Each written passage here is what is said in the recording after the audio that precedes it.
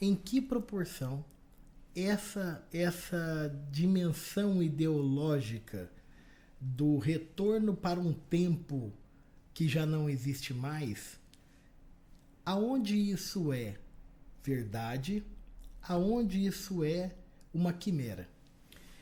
O sociólogo Pierre Bourdieu tem um texto que ele alude à ilusão biográfica. Então, quando a gente conta a nossa vida, quando a gente conta a nossa história, é sempre uma ilusão. Por vários motivos. Porque o que a gente conta não é exatamente o que aconteceu, mas é uma construção daquilo que nós vivemos, daquilo que aconteceu. Segundo, porque a reconstrução da vida, enquanto biografia, enquanto trajetória, é sempre uma construção do presente, aludindo ao passado. E essa construção, ela muda constantemente. Por isso que o passado está sempre em movimento.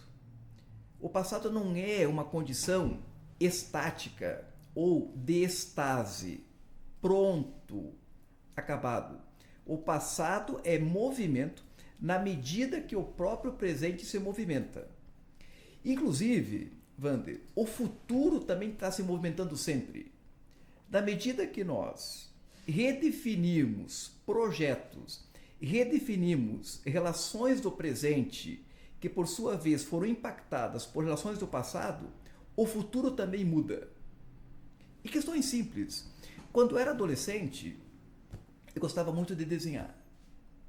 E lá na ingenuidade dos 12, 13 anos, 14, e muito importante, um adolescente de 12, 13 anos, há 40 anos atrás, não é o mesmo adolescente de hoje, de 12, 13, 14 anos.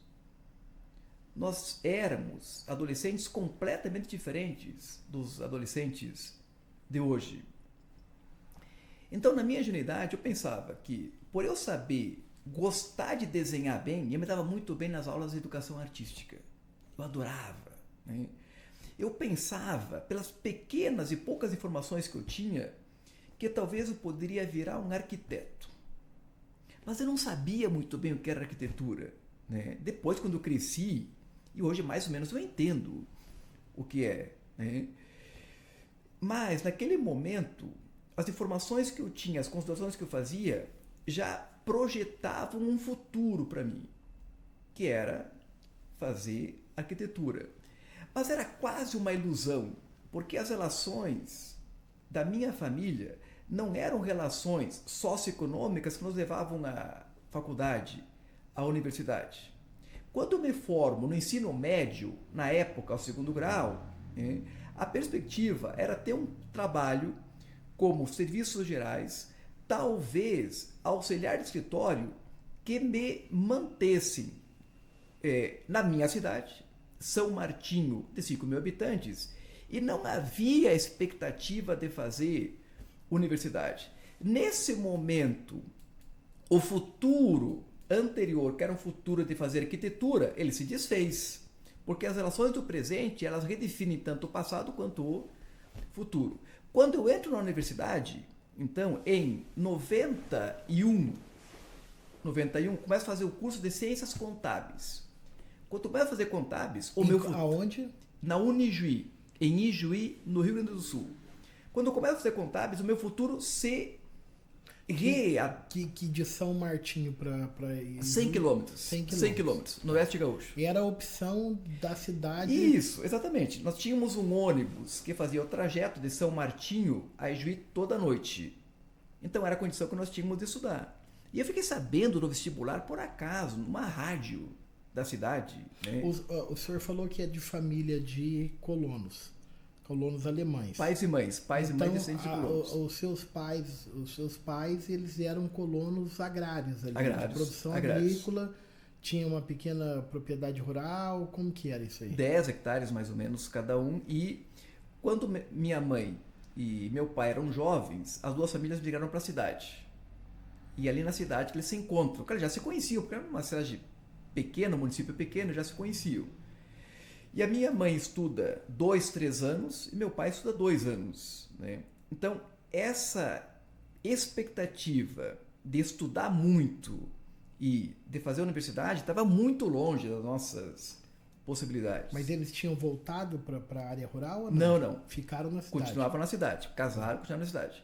Meu pai era motorista de caminhão puxador de porco da colônia, dos pequenos agricultores, e minha mãe dona de casa e costureira. Então essa união acabou gerando 6 filhos. E tinham deixado o trabalho rural. Exatamente. Vocês já nasceram no ambiente urbano. Na cidade, isso. Mas também não é tão simples, porque uma cidade de 5 mil habitantes é difícil falar que as relações são urbanas. E essa é uma questão muito interessante. No Brasil hoje, aproximadamente, nós falamos que, e o IBGE aponta, que 90% das pessoas moram na cidade. Mas isso não quer dizer necessariamente que 90% moram no mundo urbano. Porque o urbano de uma cidade de 5 mil habitantes é completamente diferente de uma cidade média como Dourados ou como uma metrópole como São Paulo, Rio de Janeiro, Brasília e assim por diante. Mas quero voltar um pouco. Eu falei tudo isso pela tua pergunta de pensar de um retorno da história. Exato. Isso. A alegoria do passado, Exatamente.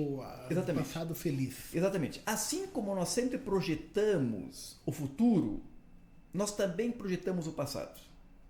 E nós criamos uma ilusão de um passado perfeito, de um passado romântico, que nunca existiu. Nunca existiu. Por exemplo, eu pergunto para minhas alunas e meus alunos, em grande medida, também de descendentes de famílias de trabalhadores e trabalhadoras. E eu pergunto, como era a tua vida? Ou como poderia ser tua vida se você vivesse há 150 anos atrás? Se for uma aluna negra, um aluno negro... Seria escravo. Exatamente. Então, projetar para o passado uma ideia romântica nos coloca diante de situações completamente esdrúxulas. Os meus ascendentes europeus, eles vieram para o Brasil em função de condições socioeconômicas na Europa muito complicadas. Egresso da guerra. Exatamente. E também a passagem de um mundo feudal, semi-feudal, para um mundo com bases capitalistas. E essa é a expressão bastante evidente da história a partir da migração de famílias alemãs e famílias italianas a partir de meados do século XIX. É a desestruturação de um mundo agrário rural, feudal, semi-feudal, por exemplo, na Alemanha e na Itália, que provoca em grande medida as migrações para a América. Em alguns países, dentre eles o Brasil. Então a condição nossa, dos meus antecedentes, era muito difícil, muito complicado. Para se deslocarem mais de 10 mil quilômetros para buscar uma nova vida, é porque as situações não eram tranquilas. Se a gente fizer o contraponto com o presente, Exatamente. Você está aqui, para você sair daqui, para ir para outro lugar, exatamente, para tentar uma coisa nova, numa língua estranha, isso, com um povo que não... Isso, você só vai se aqui tiver muito ruim. Exatamente, muito bem. Pensando que hoje o conjunto de informações que nós temos, da possibilidade que nós temos de conexão, de falarmos com qualquer pessoa do mundo, se nós transpormos isso para 150 anos atrás, não existia. O movimento da informação era um movimento de cartas. Hoje, se nós mandamos uma mensagem via rede social, nós queremos a resposta em 5 segundos. Olha lá! Então a dimensão do tempo e do espaço, para voltar a essa expectativa da história e geografia, era completamente distinta. E em grande medida, Wander, as condições de existência eram muito mais difíceis. Muito mais difíceis. Nós trabalhávamos muito mais, trabalhávamos de um jeito muito diferente, e as possibilidades, de fato, de ter uma vida melhor eram muito restritas a muita pouca gente. Muita pouca gente. Obviamente, considerando todas as questões ligadas às desigualdades, às violências, às discriminações, aos racismos que marcam a nossa existência. Tudo bem? Então, essa expectativa de voltar um tempo, é uma ilusão tão grande quanto a expectativa de um futuro perfeito.